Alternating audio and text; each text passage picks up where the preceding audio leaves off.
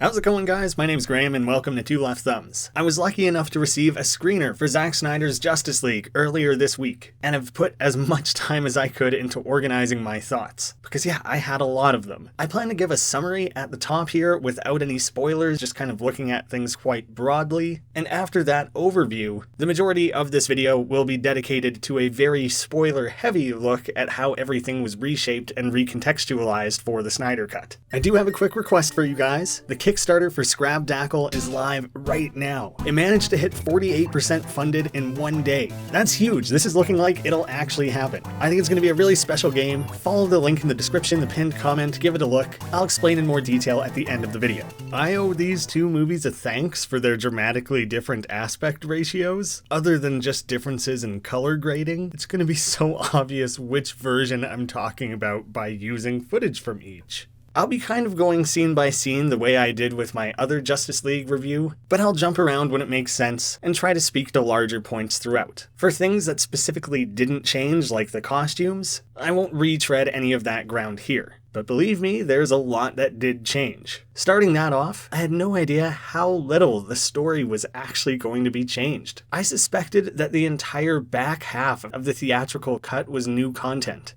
It turns out that Whedon's contributions really did come down to reshoots. He had pickups, punch-ups, alterations, and add-ins through literally every scene of this movie. It was mostly about removing Zack's scenes, or filming these weird one-to-one replacements. It made sense on occasion to dance around specific removed plot points, but other times he reshot scenes just because. In Whedon's movie, he cut, removed, and changed the plot so dramatically that it might as well have been a different movie, even if it's hitting those same main story beats throughout. But start to finish, the tone, context, editing, and execution of them are as different as night and day. I was under the impression that Zack had to refilm a lot of things. I thought his movie was incomplete. It turns out he left the project in that post-production phase. That's wild to me. This movie, as we see it now, could have been what came out in theaters. Apparently, only the Knightmare sequence was actually new footage, and that's a few minutes of fan service tagged onto the movie. In hindsight, it's crazy that nobody could appreciate the movie they had on hand. On one side, can I really blame them? After Batman vs Superman and Suicide Squad bombed, obviously everyone was reacting in a panic here and attempted to spice it up the same way they did with Suicide Squad. Zack did not have a lot of goodwill. My main thoughts going in were that Man of Steel was okay. Batman vs Superman was hot garbage. The director's cut of that movie was slightly better,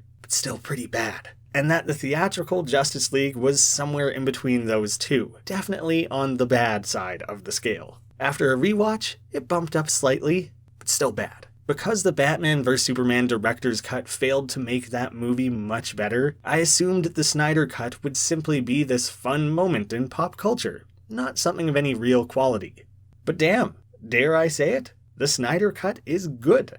Like, genuinely. Quite good. Definitely the best of Snyder's trilogy, and in some confusing way, the fact that it acts as more of a sequel to Batman vs Superman adds to the movie? I didn't expect that. I disliked that movie so strongly that I thought more attachment to it would be a bad thing. And I have to assume every movie executive and producer thought the same. The silly MacGuffin plot of mother boxes, and the new MacGuffin plot of the anti-life equation, yup, that's a real thing apparently, and Batman turning on a dime so quickly are major through lines of this movie that are hard to look past. Those things certainly were not improved. The movie is also clearly overly long. But this is what people asked for. Let Snyder do what he wants and include as much as he wants. And in that way, I cannot fault the length. I would hate to sit in theaters for 4 hours, that's just too long. But at home, in full control of that experience, it was great. The movie's broken into these 6 acts, so there are really logical stopping points.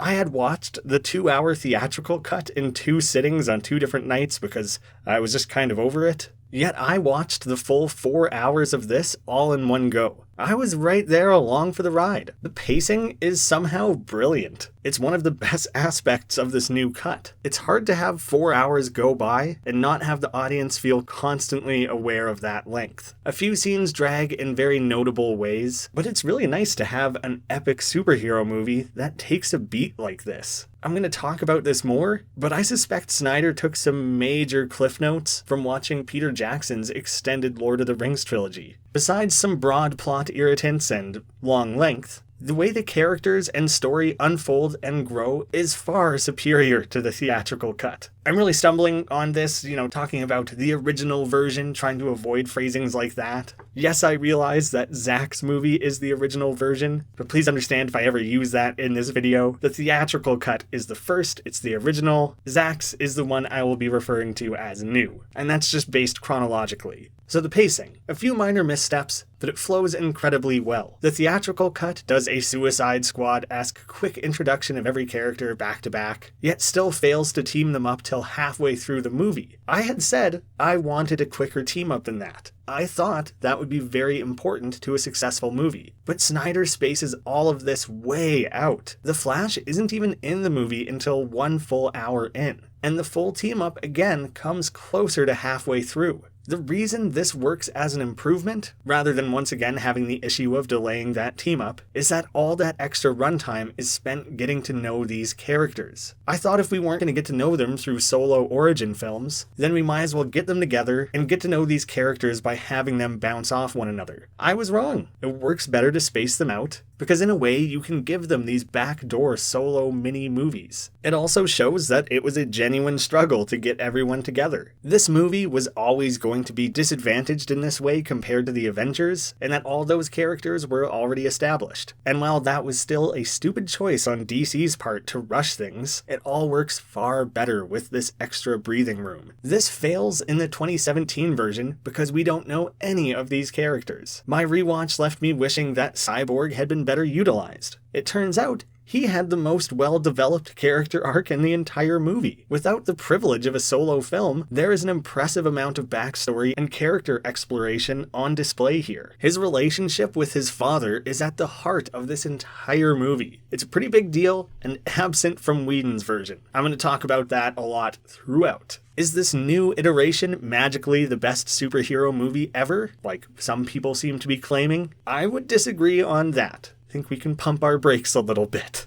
Is it among the best movies of the current DC? Absolutely. I would say my main takeaway from this viewing is that there was a 3-hour long movie in here somewhere. About 20 to 30 minutes of the cuts feel obvious to me, and I'm sure quite a lot of the for-fun, fan-servicey stuff tacked on at the end in the epilogue could definitely be tossed. And if this 3-hour Justice League was the one that hit theaters, we would be witnessing a very different trajectory for the DC universe. The reception would have been much better, as well as the box office performance, even though I'm sure it would have suffered thanks to Batman vs Superman, but I bet it would have done enough that we'd be getting a Darkseid-focused sequel that after seeing this, I would genuinely be interested in seeing. I have to eat my words. This was not your typical studio interference and script notes. This movie was hacked apart and butchered. Some of the most important characters and plot points were ripped entirely out of it. And do you know what that does? It leaves obvious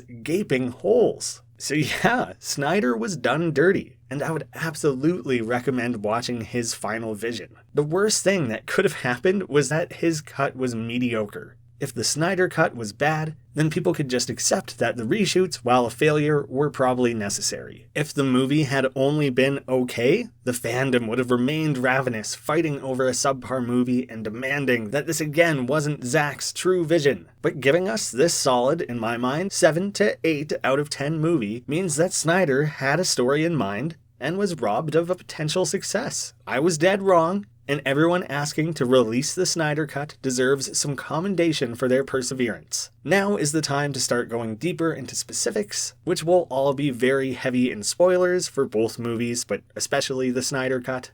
Now is the time to hop out if you've decided you simply want to watch it for yourself. While Whedon fundamentally changed the tone and context of most scenes, a lot of what Zack filmed did surprisingly still make it into the final cut. One of the most interesting aspects of this is seeing the ways in which Whedon tries to hammer his square peg into this movie's round hole by often imitating Zack's style to keep this movie directorially consistent. I mean, that's the job he was hired to do, and the fact that his own style so often creeped into the final product was one of the biggest issues with that other version. A great example is the opening sequence of the movie. This entire Watchmen ripoff apparently came from Whedon. And Batman flipping around on the rooftops, also from him. No more slow-mo fruitkick and no more rooftop robber. And looking at it now, it maybe should have registered that this fruitkick lacks the spectacle of a typical Snyder moment. Sure, it slowly zooms or pans in slow motion, but Zack usually does that with far more visual intent. If anything, this really solidifies to me that he really is a master of that epic spectacle, and it's harder to recreate than I might have thought. Slow-mo fruit flying through the air now reads like a parody to me, and it probably should have before. In pursuit of the grand, epic, mythic scale of this story, Snyder obviously took a few notes from the Lord of the Rings franchise. It's mostly quite subtle, but it's certainly there. And that makes a lot of sense. Those are the most successful movies of that scale ever made. Pretty admirable that it seems like he was pursuing that with his superhero movie.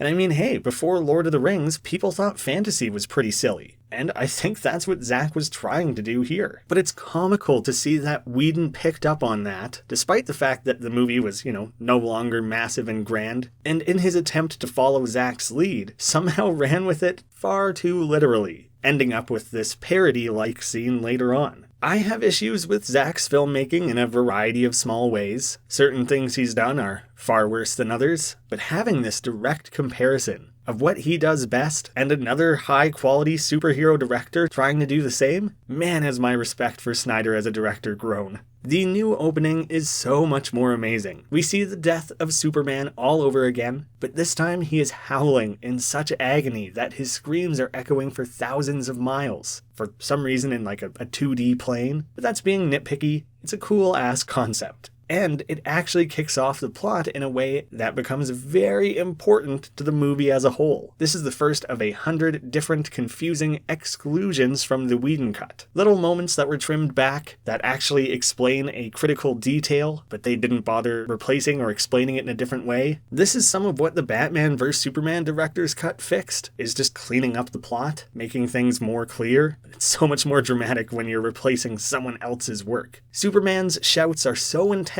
it cracks 2 of the mother boxes. I have to wonder, if his scream was that powerful, how did it not topple buildings, do other damage, break some glasses? But I can forgive that. Maybe it's some alien dog whistle frequency, I don't know. At least they gave an attempt at a reason for the boxes to suddenly wake up. Although Cyborg's doesn't wake up in the same way, even though he was much closer in proximity. I guess since it was stored in this modern protective case, rather than some billion-year-old hunk of steel, that part they do not explain. But I can get over it, because it still works better than the alternative. The bigger question is why this ancient alien technology is hidden on the floor of a closet in your apartment. They couldn't think of anywhere better? Batman meeting Aquaman is a mixed bag. Whedon cut a few things that I maybe agree with, like Bruce waving around his cash, because in Zack's mind that appears to be the only thing Batman's good for, and a line specifically hyping up what a badass Bruce is.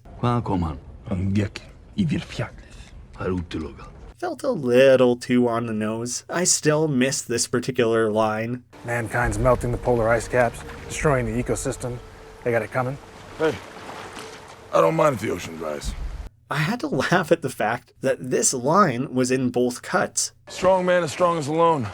You ever heard that? But this joke after... That's not a saying. That's the opposite of what the saying is. ...was added in a way that is essentially Whedon saying to Zack, "You're not funny." I thought the full interaction was Whedon, but turns out it's only this weird meta punchline of one writer dunking on another. I'm guessing that's not his intent, because Joss didn't think people would eventually see Zack's version of this scene, but it's hard not to read into now. I don't really like this little chorus section. It goes on way too long. Do these people worship Aquaman? I can understand looking up to him, but I don't, what's going on here? It's so unimportant. There's a new scene of Lois Lane being sad. It's overly long, as are a lot of things in this movie. I'm pointing that out as a source of a potential cut, but again, it kind of works in a 4-hour at-home experience, because this scene, shockingly, is critically important. It's tough because moping around in the rain down for 3 minutes is obviously too long, but if they'd cut it down to 30 seconds and slipped it in somewhere, it would have felt clunky and abrupt. It's kind of lose-lose. I guess they could have refilmed it, but it needs to be here to set up that Lois visits the monument every day. It's so stupid later in the Whedon version when Lois just hops out of a car out of nowhere. This time, she was already there. That makes so much more sense. The Wonder Woman bank heist scene is largely the same as I had guessed it would be. There's a few too many distinct Snyder moments and visual cues in there. Yet I was surprised by the subtle ways it was updated. One, we get the first of 3 F-bombs in this movie. It's a horribly stupid throwaway made by someone off camera, so why bother? This line from Diana also felt a little uncharacteristic. Now, who are you? A small group of reactionary terrorists. Boring. Why the hostages? And more like something a raging Hulk might say. I just laugh at it hearing it back. I'm bored. You're boring, Zoidberg. I'm gonna go watch TV. And I don't really think it was played off as a joke. But the biggest changes are the soundtrack and the action. Changing composers late in the post-production of the theatrical cut was pretty controversial. I didn't think much of it, but in the end, Elfman's score of that movie was a throwaway. None of it stood out to me, except for one moment where he uses his old Batman theme. This one instead actually expands on the intended tone of nearly every scene. It is a phenomenal score. That change alone affects so much of the movie. I'll give a few more examples throughout, but it's pretty well movie-wide. I will say that this Amazonian Wonder Woman chorus thing gets used 1 trillion times in the movie. It's such a lazy, poor use of a leitmotif. It rarely changes or is used with any real discrimination. If Wonder Woman is on screen at all, we get at least 3 seconds of this. And it did start to get irritating fairly quickly. It's so in your face, it's so loud, it's over the top, and it's just the same every time. Wonder Woman's theme is already pretty balls to the wall. You have to be sparing with it. And this is just, it's too much. The action here is insane. This is to Wonder Woman what this scene was for Batman, or this one for Captain America. It turns her into this explosive, graceful, smooth, dangerous force. I don't know how heavily Zack is involved in editing his action scenes, but I have to think the answer is very. Because if this was filmed, and this is true of any action scene in this movie, then why didn't it translate like this into the theatrical cut? Good thing you stopped that bomb from going off inside the building, eh, Diana? Maybe you should have just punched him at super speed when he took the time to reload? It's moments like this where Zack is favoring the epic moment over anything remotely logical. If you're going to endanger everyone this much, why bother stopping the crime at all? The scene is capped with Wonder Woman checking on everyone, which is very sweet and makes complete sense for her character. But then it ends with this very clunky-ass exchange. Can I be like you someday? You can be anything you want to be. Hacky dialogue aside, I'm guessing Whedon cut this because these children just watched Wonder Woman kill a bunch of people. They're probably traumatized, not admiring her. After this movie, I'm willing to give much more credit to Snyder as a storyteller. I think he sucks at telling succinct stories. That should be obvious by the fact that this is so long and he has to keep making director's cuts of everything. Given the time, he can do quite well. He's earning a bit of goodwill back from me, but man oh man, he isn't great at individual scene dialogue. Not consistently, at least. I can see why script punch-ups were ordered to begin with. That script note just shouldn't have turned into add jokes every 3 minutes the way Whedon clearly interpreted it. And while I'm mentioning a moment or a line I didn't like, I do have to say that 2 of my favorite lines from in that trailer were added back in. This movie isn't devoid of humor or fun moments, but often these things get a little too cheesy, hacky, or on occasion exposition heavy. Steppenwolf's arrival is the exact reason that we should never judge CGI until we've seen it in action. When they revealed this look, it felt like some sort of Spike Lord, spikes on spikes alien that I would have designed when I was 6 years old, and then applied some cool holographic effect to. But in movie, this is so clearly and immediately better than what came before. His eyes are maybe a bit far apart, and because of that look kind of doofy on occasion.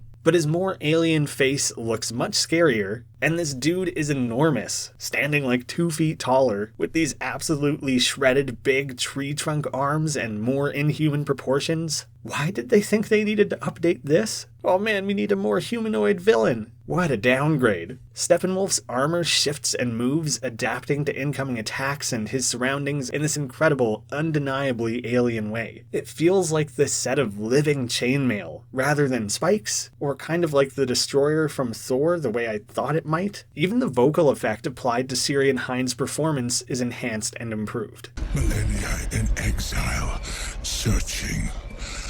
At last, you call me home. I have come to enlighten you to the great darkness. I will bathe in your fear.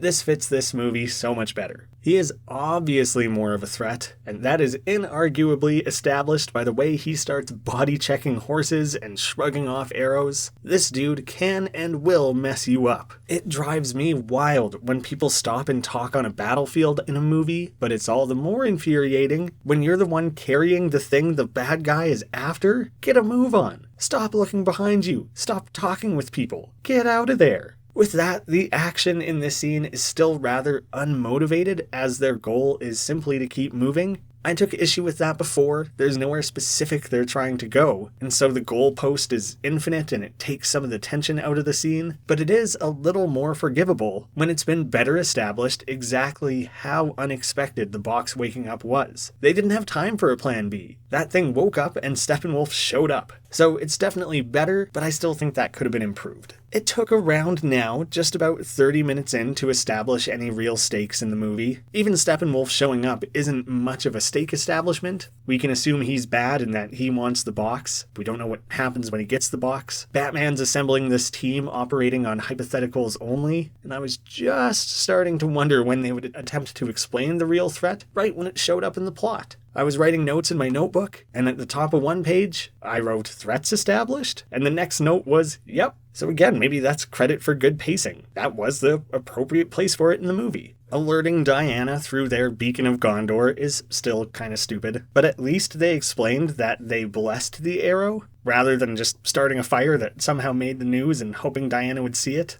The blessing scene is like 5 minutes long for some reason, but I'm now 50-50 on that as a plot point instead of outright hating it. I would probably also cut the section spent on Silas talking about the missing mother box from the Star's lab. I get that we're trying to spend more time with this character, but I think the audience could have inferred most of what they had to say with this scene. It is an example of how he is crucially threaded throughout the movie very early on. It's interesting to see that the fallout of this scene is where the parademon sketch first comes from, but that establishment isn't super necessary. That could easily have been tweaked to come from somewhere else the way Whedon did it. And in general, he actually attempted to improve the plot point of the parademons being this poorly understood fear equivalent to Batman. Without Batman chasing a lead on the rooftop, this part of the story is almost non-existent except for Jim Gordon receiving that sketch. A sketch that is hilariously more Batman-like in the Snyder Cut. Like it barely isn't Batman. Really shatters any illusion of subtlety there. This looks like a 4-year-old was describing Batman to a 7-year-old. And it's a weird inclusion if you don't plan to do anything with it. I still maintain that this mystery should have been Batman's motivation for wanting to assemble a team as soon as possible. He's spent 20 years in Gotham punching thugs with guns, and suddenly there's aliens? Yeah, you're gonna need a team. But this movie did give more weight to Superman's death, and therefore did a better job convincing me that Bruce would feel that he owed it to the world, and to Clark to fill that protective void. That motivation is still stupidly at odds with what we saw in Batman vs Superman. It's just slightly better done here than in 2017, but all of it's a little rough. Diana inexplicably does some tomb raiding. She appears to be guessing at this, yet figures it out immediately, and then reveals something she both seem to already know was there, but is seeing it for the first time. I could buy that she was aware of it in some way, but had just never been there. But nobody just ever talked about the time that the world almost ended, and everyone banded together to stop that from happening? What? Why? That seems like it would be one of the most important parts of your cultural history. Aquaman's whiskey-chugging slow-mo scene is no longer Suicide Squadded with some icky thump. We now have the slow and emotional There Is a Kingdom by Nick Cave and the Bad Seeds. It's kinda cool. The scene is now less about Aquaman being some rebellious badass, and more about a moment of introspection, I guess. He's a king, there is a kingdom. I think it was just meant to look cool, but as a whole, it's a scene that probably could have simply been cut after him saving the fisherman. Next, we have a 2-minute scene that's there to tie this more directly into the Aquaman solo film and help set that up, and this is probably not needed, regardless of if the Snyder Cut is canon or not. It's not needed unless you're unwilling to give up this opportunity to see Willem Dafoe look more like a goblin than he ever did in Spider-Man. Seriously, he looks like a really damp Grima Wormtongue here. Maybe equally damp looking. Are you seeing how frequently things remind me of Lord of the Rings? It comes up a lot. Now, cutting Diana's tomb raiding scene is one thing, but at large, the ways Whedon had to bend over backwards to cut Darkseid from the plot is insane to witness. His version had one throwaway line from Steppenwolf, For the unity! For Darkseid. and it felt super out of place, and like it was undermining the plot on hand. Here, Darkseid really is the villain, and Steppenwolf is his lackey. Although owing the guy 50,000 more planets feels like maybe too tall of an order. What did you do, Steppenwolf? In every scene where this big goon is alone, and he was just talking at this weird slab, calling the boxes Mother. Mother, I see, Mother. I know, Mother. Praise to the Mother of Horrors. It was the worst. I hated it. Now we find out this slab was meant to be a molten hologram device. It's pretty cool. Even if it does make this alien look like a liquefied, burnt-up Doctor Doom. But the scenes just make more sense when he's speaking to someone. And obviously it means all those mother lines were cut, thankfully. The Snyder Cut also upscales the overall threat to multiverse level, which is maybe too big of a hurdle to jump when the villain of your last movie was just a nerdy rich kid. Where do you go from there? Marvel carefully and wisely built up their major team-up movies to start at a city-level threat, then global, universe-wide, and only now we're getting into multiverse-level threats. The original version of Diana's history lesson was laughable for how Lord of the Rings-esque it was, especially the distributing of the boxes. It was cut far shorter and edited around to replace Darkseid fully with Steppenwolf, which obviously took a lot of the life out of it. You can't edit something that heavily and have it still feel coherent. And again, this confirms that maybe Zack needs to edit his own action. That's the only way it really looks and feels right. Whedon's attempt to salvage that editing process definitely took a turn that was too Tolkien heavy. I do have to laugh. When the humans are putting away their box, they just chuck theirs in a hole. What a bunch of dummies. This version of the scene is kind of amazing. The fighting is dope, the visuals are spectacular, and in like 2 minutes I already want to see a Zeus and Ares movie. This guy is like if Leonidas and Thor were smushed into one. He's hardcore. I really don't care about the anti-life equation. It's a MacGuffin on top of a MacGuffin. It's something hidden on Earth. It's supposedly why Darkseid is there. He was gonna merge Earth into the Unity using the mother boxes, and when he's defeated, he leaves those boxes behind. And here is the biggest screw up or implosion in this plot. Something that makes me think the mother boxes shouldn't have even existed. It should have just been Steppenwolf hunting for the anti-life equation. Maybe the team could have reverse engineered that to revive Superman. I don't know. But Steppenwolf starts retrieving these mother boxes, yet somehow only discovers after the fact that he's on the primordial planet in which Darkseid was defeated where the anti-life equation is. Did you guys forget? What is this stoner logic from these intergalactic beings? Steppenwolf is reporting all of this to Darkseid. I have found the primitive planet, the world that fought back. It is Earth. And for whatever reason gets like mostly naked during that. I guess it's like a submissive thing. And they're all like, whoa, the boxes are there? Because we like left them there?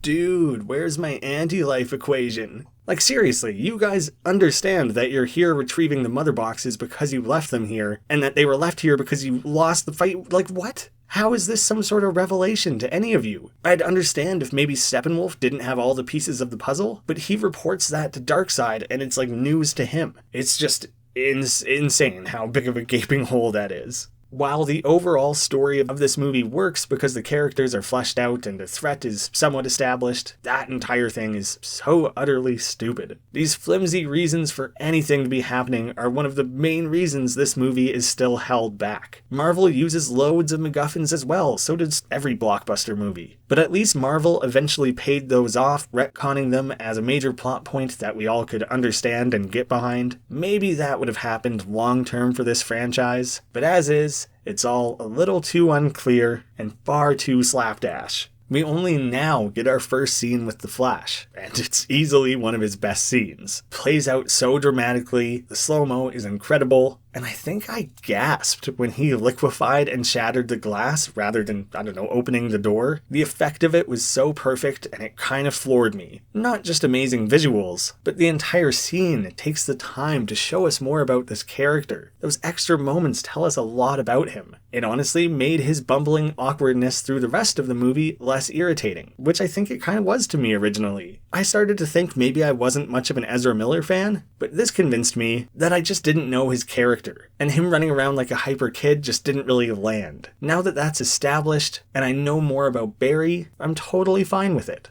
And while this scene is important and clearly visually stunning, yeah, especially that CGI, super high detailed sesame seed, and like this weird moment with the hot dog, it's still a scene and character we don't do anything else with. So it's a little frustrating that in this super overly long 4-hour cut, we're spending time introducing new things that are then not going to be paid off in this movie. Maybe paid off is too much, even followed up with. I probably have to chalk it up to the fact that we were going to have a Justice League 2. So I guess I'll take what we can get. So while the scene is a tad creepy almost, I do still really enjoy it. Now for a good stretch of the movie, we have scenes that bounce between Victor and Barry, better fleshing out both characters. And 2 scenes that actually return for Barry, obviously with the goofy Whedon moments removed. I never thought those were bad additions, and was unable to tell who wrote what pieces. Other than it being obvious this epic moment came straight from Snyder, it's just so crystal clear what his specialties are. There is no way in hell anyone was going to reshoot something like that.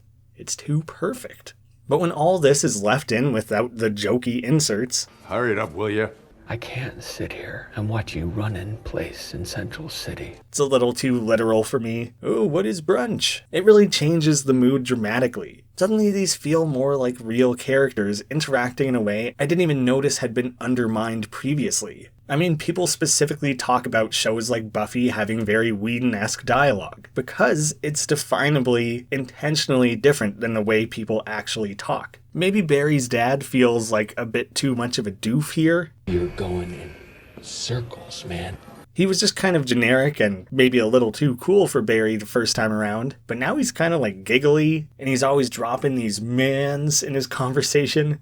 It makes it feel like maybe he's a bit more of a loser, and that's not great for the scene, because then you start thinking like, is he a bit of a screw-up? Is it his fault he's in jail? I don't think that was the point. But at least it makes him and Barry feel like they share some of their personality traits, and in that way it's successful, but I'm uncertain on it. This is around the time you start to realize Whedon punched up every scene. What an insane amount of money it must have been to reassemble all these actors and sets and costumes and whatnot for scenes that really didn't need to be touched. In general, I prefer all of these additions. I'm glad they're all here. These new scenes kind of make Flash and Cyborg the new standouts of the film. It also helps that there is zero floaty head for hasty CGI and reshoots. The scenes in Victor's mind are a little abstract. Seeing 2 golden animals fighting to represent banks is like, what the hell? But the VFX is impressively done, especially considering they would have been working on a limited time and budget for this cut. And I get Victor helping this lady by manipulating her bank account, but I kinda hate the moment.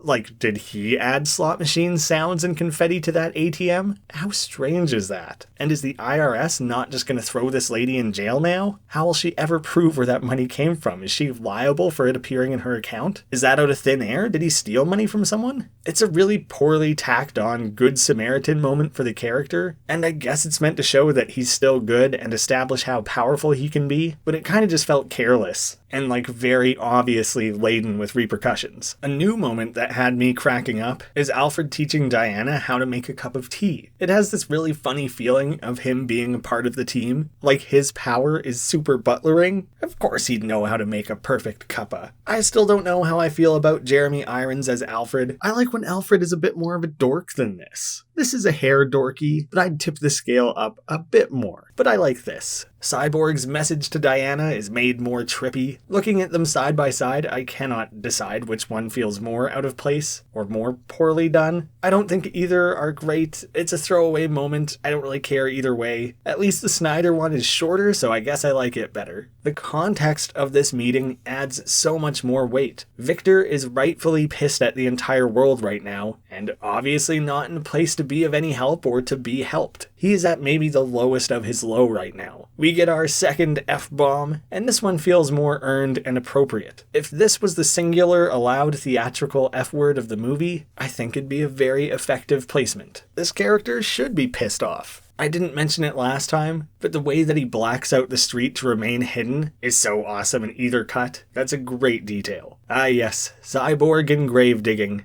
Name a more iconic duo. The Atlantean mother box is only being rated 1 hour and 45 minutes into the movie. Again, this is spaced out so much better. The pacing is great. It doesn't feel like Steppenwolf just snatched these things up back to back like it wasn't a problem for him at all. I mean, sure, he still did it in like a day or whatever, but in movie time, this is a much better placement. The showdown between Steppenwolf and Mira is crazy. I mean, it's undercut by her having to make a head bubble just to talk in the middle of them fighting, something James Wan hadn't addressed in the Solo movie yet. But just as I was laughing at it, I shut right up because Mira bloodbends Steppenwolf. It is so twisted and horrifying, and goddamn is it cool. Don't you ever try and corner one of these mer people. They'll F you up. Just as a reminder, right around now, in terms of plot progression, not time in the movie, would have been the first appearance of Whedon's Russian family add-in. That was by far like the dumbest thing that guy dropped in that movie. So it is luckily, thankfully, entirely gone this time around. The scene where they all hop across the bridge is still here? I don't know, is it supposed to be a joke? I still can't tell. It's just not cool or necessary. At this point, we have spent a significant amount of time with Silas Stone, a character who was mostly cut originally. He's in like 2 scenes before. In this waterway battle, Victor jumps in to save his dad, a character he's obviously had a lot of conflict with and a lot of resentment towards. In Whedon's cut, it looks like an accident, like he just kind of attacks, and it's a surprise to him. And in that movie, I didn't even remember that this was his dad until he said so after saving him. Dad! That's how insignificant Silas was made to that movie. Instead, this scene is so much more compellingly motivated. Victor is overcoming some of that resentment towards his father and reacts aggressively to save him. Him kicking off the fight early no longer feels like this Leroy Jenkins moment. He's in a panic and he's scared for his dad, and flying away to protect him is more clearly shown. In that first video, I said him one-manning the battle was stupid, and then he disappeared for the rest of it. It was very directly irritating to me. I was so disengaged with this background character and that father-son relationship that all of it just felt random during this action scene. I didn't understand any of it. I couldn't follow why Victor acted that way or where he went. Him stating that that's his dad probably should have given me the clue, but if I'm that tuned out of the movie to like not really pick that up in the moment, only gathering it on a rewatch, yeah, something is very wrong there. Now that it's made more clear, the whole scene is propelled in a way that makes sense, with more personal stakes, and actually has this incredible character development where even though he hates his dad, he couldn't let him die. Who thought trimming Silas, as well as his and Victor's relationship, was a good cut to make? It is by far the most well-established character arc. Yikes. Oh wait, I haven't talked about the soundtrack in quite a while. This is another big highlight. Whenever the team is together for a big fight, we get this intense Black Sabbath-like chugging metal sound. Like, hell yeah, dude. This is fight music. I feel like I could take on Steppenwolf after hearing that. I honestly kind of miss Bruce's pep talk for Barry. Yes, it was Whedon aping that from himself, but it made a lot of sense for his character. He would be scared of one of his first fights being against this mega alien, and it showed Batman can step into this leadership role. He's worse at some things than Clark. If he's going to assemble this team of young kids like this, he should take some responsibility for them. He's one of the veterans here. That's unfortunate. It is fun to see Barry taking more of a role in this fight, and there's a really awesome new moment where we get a speedster scene from the civilian perspective. Each time we see it from his perspective, it's amazing, but I love that little switch up, and the end result is fantastic. Again, like with the Wonder Woman bank scene and the historic flashback, the action here just is better. All this footage existed. How did they manage to make Batman such a weakling before? He totally holds his own and kicks some ass this time around. This little grappling swing and roundhouse kick is cool, but this Whedon moment was still somehow the closest we got to that perfect warehouse fight scene. Maybe Snyder's thing isn't really juggling all these heroes. He very rarely has them all using a cool variety of powers in tandem. The Russo brothers probably did that better than anybody, and it just seems like it's a hard thing to pull off. The end result is usually that every hero is just punching and kicking, or that all of them are crashing around like indestructible gods. Or, they bust out these little dinky robot hands. It's just a bit of a running issue through the movie. The action all looks great, I just wish there was more power variety in this big team-up. There is still a scene of everyone planning in Bruce's hangar after, although it was entirely refilmed. I guess Whedon didn't like the way they were all dipped in shadows. He put them out in a more open, well-lit space.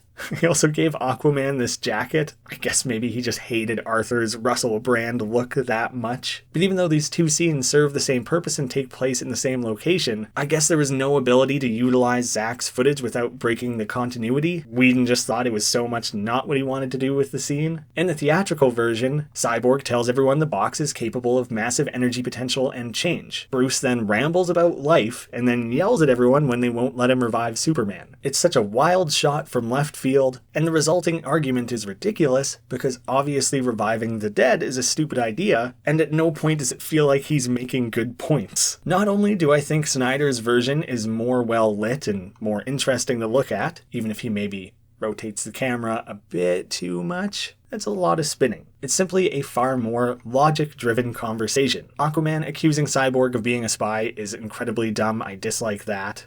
How do we know you're not working for them? If he was working with the enemy, he would have just given them the box. It's a weak attempt at group tension. And for the history of the box, why is it always the Nazis? In every movie, for everything. You couldn't get a little more creative than that?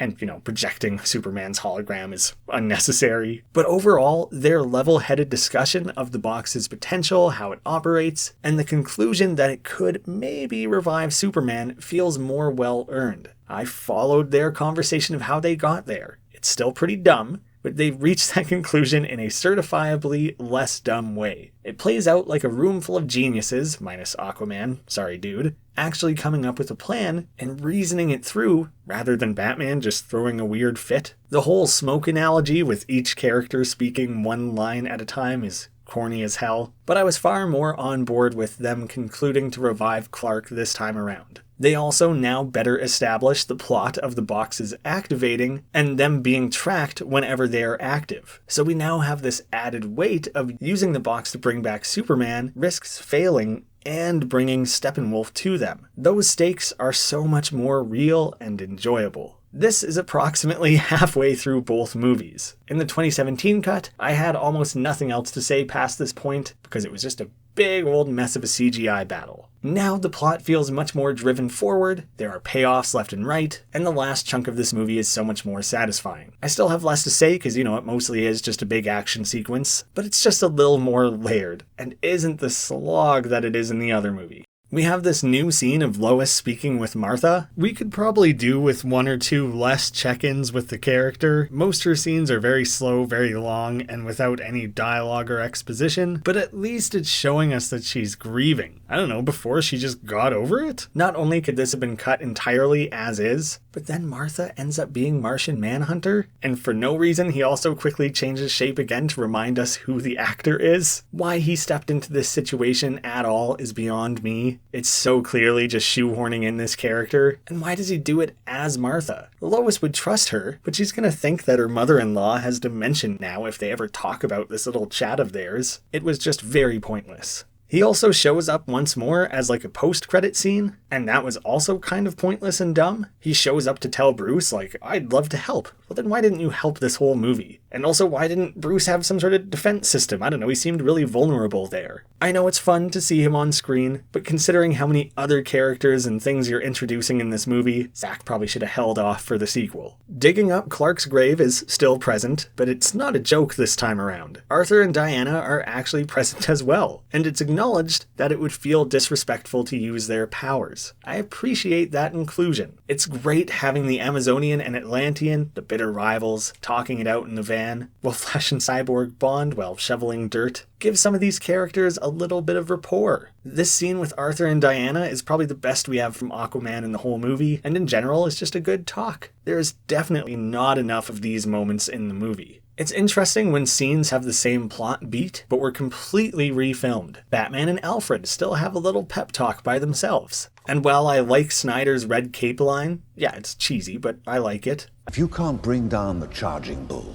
then don't wave the red cape at it. You do when it's this red cape. This red cape charges back. I think overall, I prefer Whedon's scene. Zack had this arc for Batman of him starting to operate on faith rather than reason. If he was supposed to have learned this through Clark, did he only learn it after he tried to murder him? Did he supposedly gain faith because his team got pulled together in the end? At what point did he supposedly abandon his reason-based approach? Why the sudden change of heart? This change isn't great character development because it takes place through him stating it rather than anything else. There is an arc there, but it's very poorly explored. I'm not really into it. I prefer in Whedon's cut, where Bruce acknowledges Superman's place in the world, and taking a look at some personal shortcomings of himself. I do have to admit that Zack's version fits better as a sequel to Batman vs Superman, and while I dislike that movie, in regard to this being a sequel, I suppose that's the better scene for this movie. I'm being forgiving of a lot of things in the Snyder Cut. I'm pretty on the fence for this one. When the team arrives at the Kryptonian ship, guess what? It's actually guarded now. The defenses previously were this blink and you miss it moment, where they just kind of slip on in. Once you're inside, you're golden? How did they care so little about details like this when hacking together that other version of the movie? It was another broken plot point that has now suddenly been repaired. And guess how they do that? With more Silas Stone. One has yet another major scene and role. He acts as an inside man to help the team clear out the Star's lab and do what they need to privately. He is easily the most important non-League member in this movie. It's so increasingly frustrating that he was cut. Our new version of this scene, again, a vast improvement, even in such minute ways. The ship reacting to Clark's body is a wild detail. It's so creepy and cool all at once. The soundtrack here has this new hesitant longing. I don't even remember if there was music in the other version, but it's perfect here. That mixed with the rest of the scene, the slow procession coming through the halls of the ship, the tone is so much more reverent, which makes sense. They're kind of about to desecrate a corpse. We also get a very exciting little B-plot layered in that was cut before. The Whedon version tried to cut any ties to the Snyderverse, whereas at this point in the movie, it's where the full series actually starts to shine. The payoff of a few small seeds planted do show that Snyder actually had a much larger story in mind than I think any of us appreciated. Maybe not all you super fans, but I struggled to see the forest for the trees. Even if he fumbled parts of it, it's really special to see that all start to come together in this back half. The execution of their revival plan is slightly different. Rather than it needing to arbitrarily be charged by Barry the instant it touches the water, which, by the way, what was the scale there? To the second, the millisecond, when electrons between their particles start to leap and interact? I don't know. He did it and it worked, I guess. That was a nonsense detail before, and it's not present here. It just needs to be charged, and that wouldn't be possible when it's submerged. Yeah, as long as he does it before that, we're good. All of this was changed and moved around to reduce the focus on Barry's time-related abilities,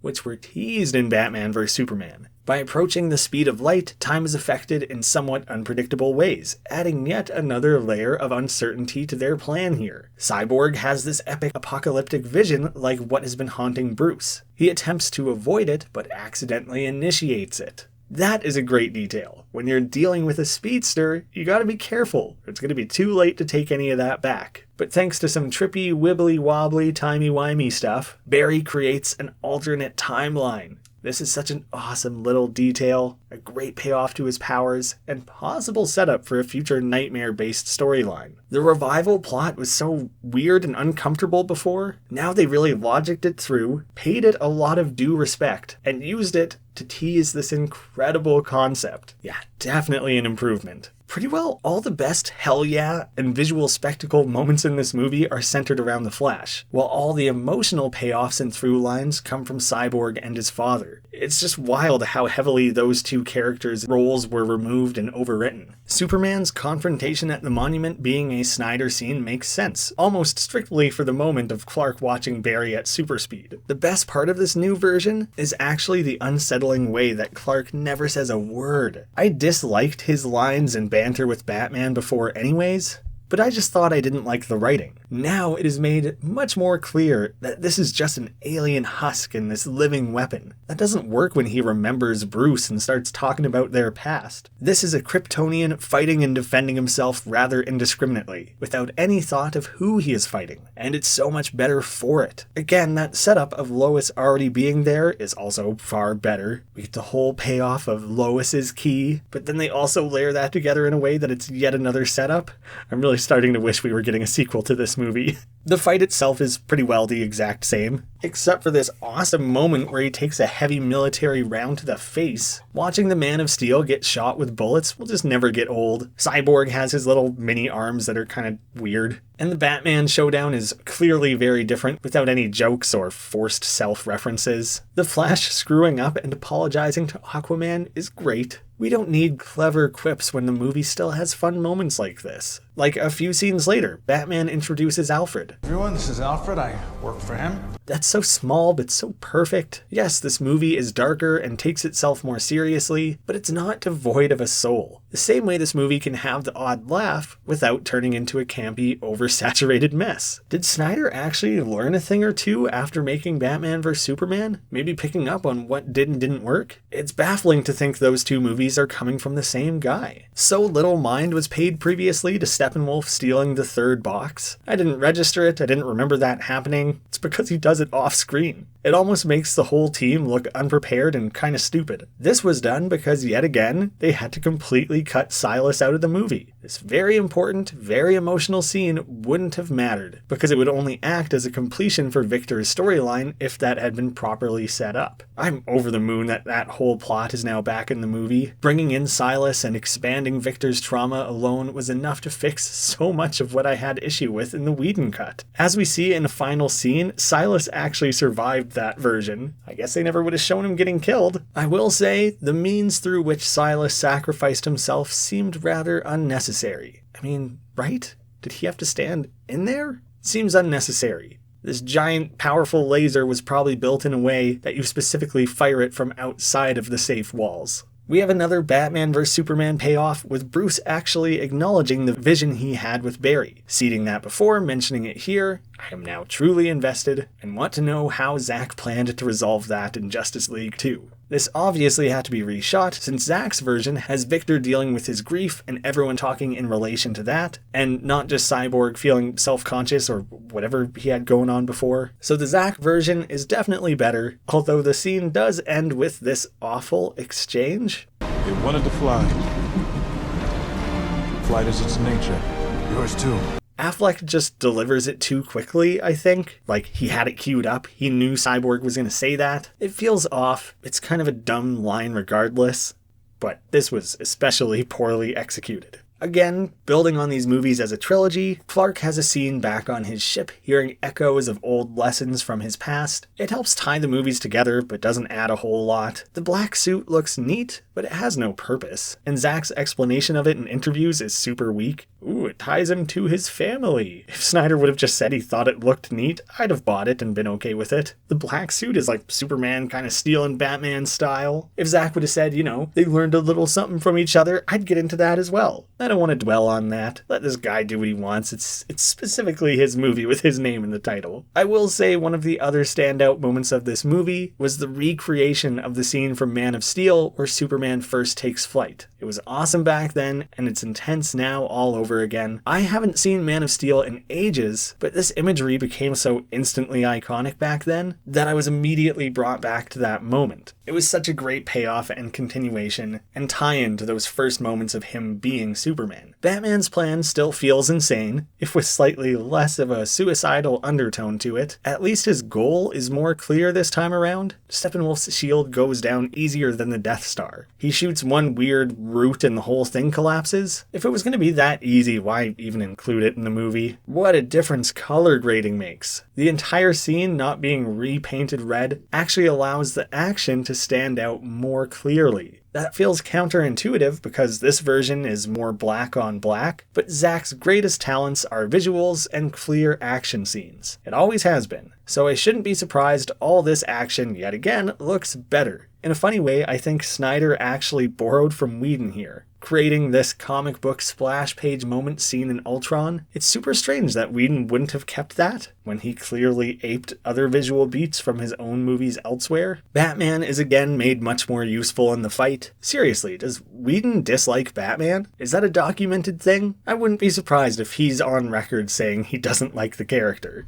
Clark showing up and stomping Steppenwolf is pretty wicked. I get that people love seeing Cavill in this role again. I do too. But this movie did nothing with him as a person. He comes back, listens to some audio clips, exchanges one line with Alfred, punch punch, laser punch, that's it. I don't get why people are so in love with Black Suit Superman. I personally miss Optimistic Superman. He was a more interesting character that I would have preferred to spend more time with. At least we don't have to suffer any sort of floaty lip, and we get a few brand new iconic moments, but otherwise, he is barely a character in this movie. I'm shocked to see so many people on social media say Superman is redeemed or a standout of this movie. Are you kidding? He has like 4 minutes of screen time and 2 lines of dialogue.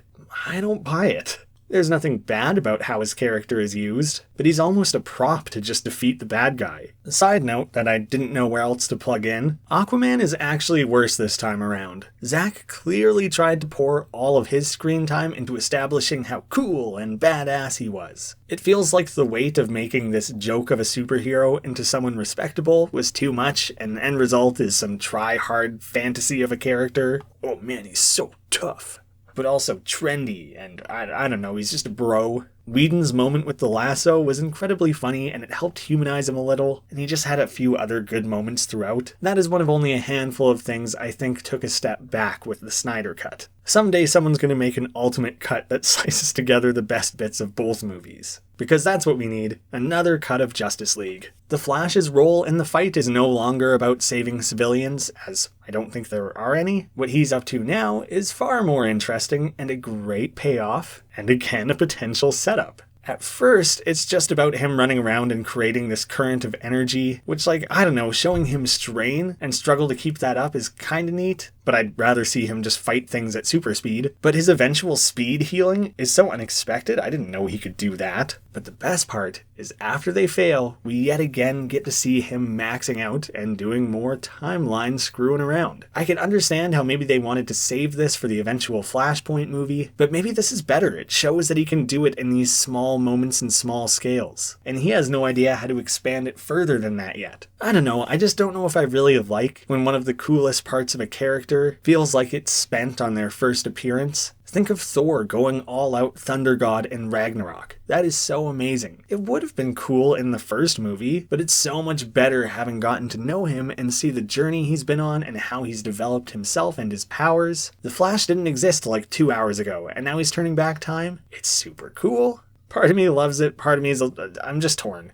As he's executing this greatest power of his, he also repeats a random line his dad said once. It's just a pretty weak callback, not what it could have been. But that's DC's fault, not Snyder's. He shouldn't have to direct with one hand tied behind his back because they rushed their universe. And in that way, I'm still all for it. It's one of the best parts of the movie, along with everything else Barry does in the movie, and makes for one hell of a climax. Boom, Steppenwolf's done. The Darkseid stuff is sealed up. He didn't really have a lot to do in the movie, but that's obviously because he would have been the threat in the second, and goddamn do I want to see that now. The epilogue is largely the same, at least in concept, putting a little bow on things for each character, mostly with everyone doing things related to their fathers. Between Victor, Barry, and Arthur, this movie heavily features 3 mothers and 3 fathers. I don't plan to read into that any further. I mentioned that Amy Adams' end narration felt tacked on. It didn't have anything interesting to say, and felt strange coming from her. She just says light, dark, and darkness like 40 times. Darkness, darkness, light, the light, but the light, darkness. It's the most generic thing ever written. It's almost infuriating to listen back to it or to look at a transcript. That is just, like, what are they even trying to say there? Is she writing that? She's a paid writer in this universe, right? That's like her job? Who was gonna read that garbage? She's gonna get fired from the Daily Planet for sure. Instead, we now have a much more narratively impactful narration coming from a recording of Silas. It works to have that character cap things off, as well as paying off this earlier plot point of the recorder. Although what he has to say is still pretty generic, it's not just a bunch of random nonsense directed at anyone, it is meaningful in the sense that it's a message made for Victor. Victor and Silas, man, I tell ya. Other than all the updated action and visuals and just generally most things being improved, you should watch this movie for the new soundtrack and Victor and Silas's storyline. But in general, like a lot of other things, this movie leapt from like a 3 or 4 out of 10 to a 7 or 8.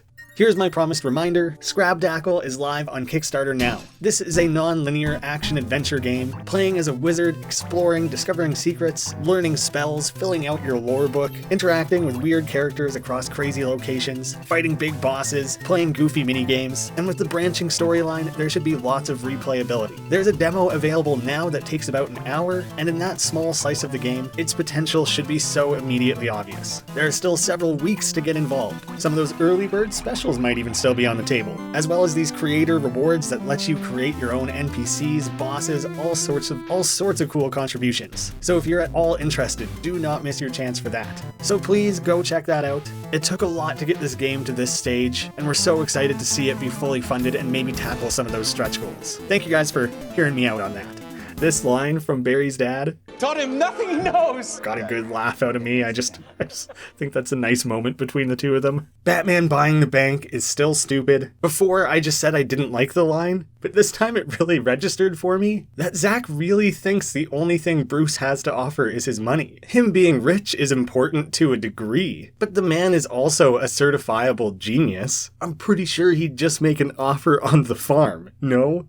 Overkill. We then get a couple of post-credit-like scenes that we've seen before. When they talked all about filming this Knightmare sequence stuff with Deathstroke and Joker, and I was really not into it. I was like, why? Fan service can be good. You know, they had that we live in a society moment in the trailer. Turns out that's not in the movie. So in that case, it's much more clear what Zack was going for here. This is just pure fan service in the most unabashed, fun way possible. Why not? Have the Joker say that line. Joe got totally robbed from playing Deathstroke. Let him come back and do it once more. Jared Leto's Joker and Ben Affleck's Batman never met. A cool excuse to give them an interaction. And I vastly prefer what we see from Jared Leto here than anything in Suicide Squad. Again, maybe we still need the Ayer cut, but I always just hated that design. I don't know. Just the way he says Batman. It's like, gives me chills. It's great. Or the way he offers Batman a reach around. That gives chills too. That part's a little weird.